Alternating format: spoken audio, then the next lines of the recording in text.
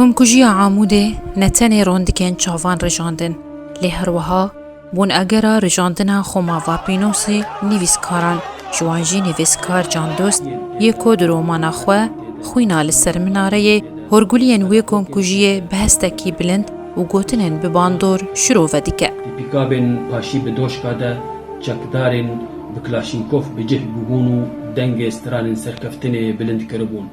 Navnîşan û wêne ya wê pirtûkê ji wateya wê pirtûkê hatine. Ku navê wê xwîna li ser minareyê ye û wêneya qapa pirtûkê jî minareya mizgefta Amûdê ye ku nîşanbazên PYD ku jerên ciwanên Amûdê li ser minareyê ne û bi tivingeke amadekirî ji bo encamdana tawaneke bikîn. Kanî hûn li ku ne xayîn û hey mişkin û hey tirsonekin û pêş de werin. Hûn nizanin bê ez kî me, ez xwînê vedixwim, xwînê, ez tî me tî, kanî xwînê bidin min.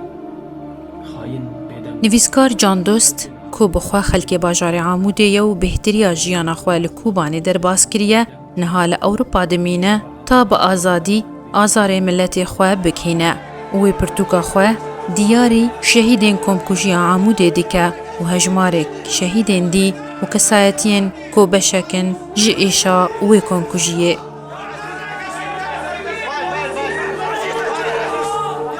Şeva Amûdê birîndar bêziman bû, hîva ku li jor avjenî dikir, bêdeng bû û çûx ji xwe re li ewrikekî aware geriya rûyê xwe.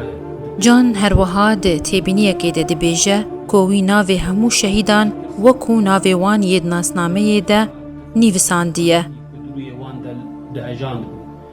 Na, lê ew bêdengî ji ber xemgîniyê bû.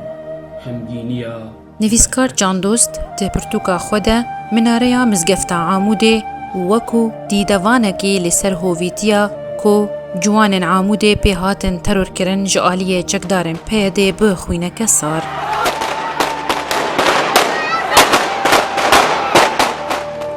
كان رامي دوشكا يصوب فوهة مدفعيه الرشاش في اتجاه من يتحركون في ظلام الشارع الذي خامرته المصابيح مثل ذكريات ضبابية. كان رامي الدوشكا يضع لثاما فلم يظهر من وجهه سوى Pirtûka Candost ya xwîna li ser minareyê bi zimanê erebî hatiye nîvisandin û piştre ji bo Kurdî hatiye wergirandin ku bi wê yekê ew pirtûk bû zimanê minareya mizgefta Amûdê dîdevana komkujiya Amûdê. Şêrîn Kîlo. Yekî ciwan navê wî Botan bû. Tifinga xwe li ba dikir û bi du çavên şînî ku dibiriqîn li xelkên matmayê dinêrî û diqêriya. Kanîn li hengên we ey xelkê Amûdê. Kanîn kesên wê bi şeref bilawarin bi min re rû bi rû bibin.